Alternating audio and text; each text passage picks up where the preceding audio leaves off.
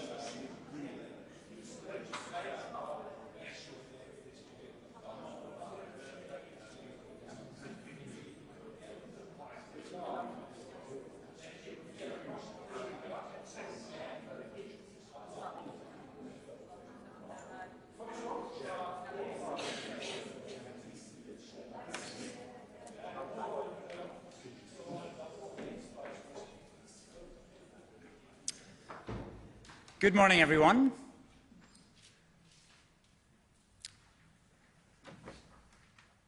The Norwegian Nobel Committee has decided to award the Peace Prize for 2024 to the Japanese organization Nihon Hidankyo. This grassroots movement of atomic bomb survivors from Hiroshima and Nagasaki, also known as Hibakusha, is receiving the Peace Prize for its efforts to achieve a world free of nuclear weapons, and for demonstrating through witness testimony that nuclear weapons must never be used again. In response to the atomic bombs attacks of August 1945, a global movement arose whose members have worked tirelessly to raise awareness about the catastrophic humanitarian consequences of using nuclear weapons. Gradually, a powerful international norm developed, stigmatizing the use of nuclear weapons as morally unacceptable. This norm has become known as the nuclear taboo. The testimony of the Hibakusha, the survivors of Hiroshima and Nagasaki, is unique in this larger context. These historical witnesses have helped to generate and consolidate widespread opposition to nuclear weapons around the world by drawing on personal stories, creating educational campaigns based on their own experience, and issuing urgent warnings against the spread and use of nuclear weapons. The Hibakusha helps us describe the indescribable, to think the unthinkable, and to grasp the incomprehensible pain and suffering caused by nuclear weapons. The Norwegian Nobel Committee wishes nevertheless to acknowledge one encouraging fact. No nuclear weapons have been used in war in nearly 80 years. The extraordinary efforts of Nihon Hidankyu and other representatives of the Hibakusha have contributed greatly to the establishment of the nuclear taboo. It is therefore alarming that today this taboo against the use of nuclear weapons is under pressure. The nuclear powers are modernizing and upgrading their arsenals.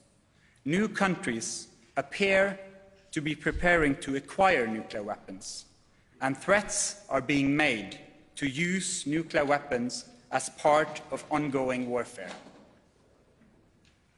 At this moment in human history, it is worth reminding ourselves what nuclear weapons are: the most destructive weapon the world has ever seen.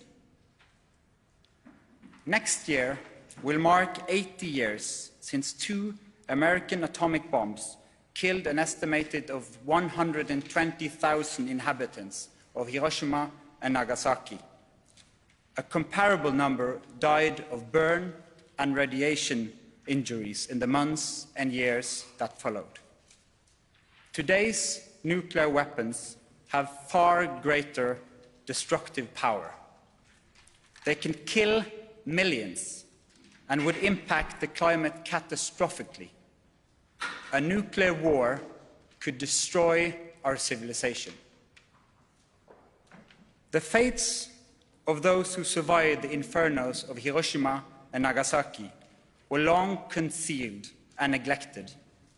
In 1956, local Hibakusha Association, along with victims of nuclear weapon tests in the Pacific, formed the Japan Confederation of A and H Bomb Sufferers Organization. This name was shortened to Nihon Hidankyu. It would become the largest and most influential Hibakusha organization in Japan. The core of Alfred Nobel's vision was the belief that committed individuals can make a difference. In awarding this year's Nobel Peace Prize to Nihon Hidankyu, the Norwegian Nobel Committee wishes to honor all survivors who, despite physical suffering and painful memories, have chosen to use their costly experience to cultivate hope and engagement for peace. Nihon Hidankyu has provided thousands of witness accounts, issued resolutions and public appeals, and sent annual delegations to the United Nations and a variety of peace conferences to remind the world of the pressing need for nuclear disarmament. One day, the Hibakusha will no longer be among us as witnesses to history, but with a strong culture of remembrance and continued commitment, new generations in Japan are carrying forward the experience and the message of the witnesses. They are inspiring and educating people all over the world. In this way, they are helping to maintain the nuclear taboo, a precondition of a peaceful future for humanity. The decision to award the Nobel Peace Prize for 2024 to Nihon Hidankyu is securely anchored in Alfred Nobel's will. This year's prize joins a distinguished list of peace prizes that the committee has previously awarded to champions of nuclear disarmament and control. The Nobel Peace Prize for 2024 fulfills Alfred Nobel's desire to recognize efforts of the greatest benefit to humankind. Thank you. Stolt Halsnes, Norwegian TV2. With all the conventional military conflicts going on in the world right now, What, if any, is the signal from the Nobel Committee to world leaders and the conflicting parties? Our message to world leaders all over the world is that the messages, the stories and testimonies of the Hibakusha is an important reminder of how unacceptable the use of nuclear weapons is. We should listen to their voices, and I hope all leaders take the time to listen to the painful and dramatic stories of the Hibakusha that reminds us that these weapons should never be used again, ever. I think it's safe to say that you defied most of the speculations this year. Why this kind of prize this year? When we look at the developments and the conflicts around the world, we see how crucial it is to uphold a nuclear taboo, to uphold the norm saying nuclear weapons should never be used again. The Nihon Hidankyo and the Hibakusha is crucial in this context. All states have a responsibility of non-use, and those stories are important in that matter. Have you been in contact with the winners this year, and what were their reactions? Unfortunately, we have not been able to contact this year's laureate yet, but we hope to do so very soon. You have yourself said that it's a special year because of the raging conflicts going on. In what way was this year special and more difficult than ours? I think there's many, many people around the world that see the dark skies on the horizon, conflicts many places. But with this prize, we also want to lift, we are a global community, and the threat of nuclear weapons could threaten us all. Ida Lavik, NTB, has, and if so, how has the rhetoric around nuclear weapons lately, especially from Russia, impacted this year's decision? It is very clear that threats of using nuclear weapons are putting pressure on the important international norm, the taboo of using nuclear weapons. And therefore, it is alarming to see how threats of use is also damaging this norm. To uphold an international strong taboo against the use is crucial for all of humanity. Hello, Bogdan Radajewski from the Polish television. I want to ask a question. Is that kind of prize actually a judgment from the Nobel Committee that the threat of nuclear weapons being actually used in an open conflict is now a real perspective to be considered? All words or deeds taken to reduce the nuclear taboo is dangerous for humanity. This year's prize is a prize that focuses on the necessity of upholding this nuclear taboo. And we have all a responsibility, particularly the nuclear powers. Thank you. I'm Makiko Yanada from the Japanese newspaper Yomiuri Shimbun. As you mentioned, now the 80 years has passed since the usage of the atomic bomb, and the number of survivors are decreasing greatly due to the passing of the time. So, what kind of effect, what kind of encouraging effect do you expect to encourage to deliver the messages by those survivors and also encourage the movement around the world? What kind of momentum do you expect from this year's decision?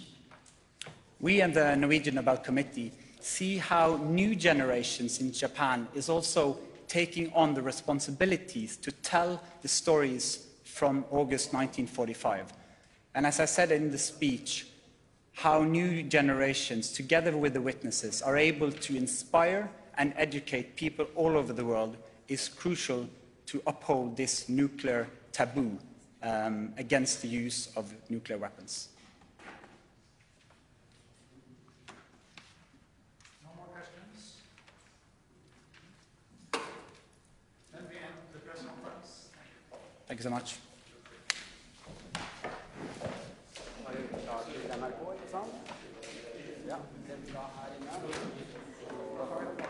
Da gjør vi klart til NRK-intervju her.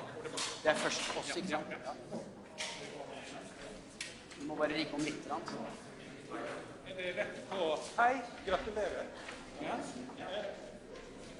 Er det sånn at dere vil at vi skal være komme i gang? Vi skal bare rigge klart. Ja, altså vi gjør klar nå. Marinen skal klart til planen. Cirka halvandet. Hva sa dere? Nei, spør du nå. Skal vi bare være planen da først? Ja, kjapp radio. Radio live. Radio live, bare det. Vi har bare så liten lenge.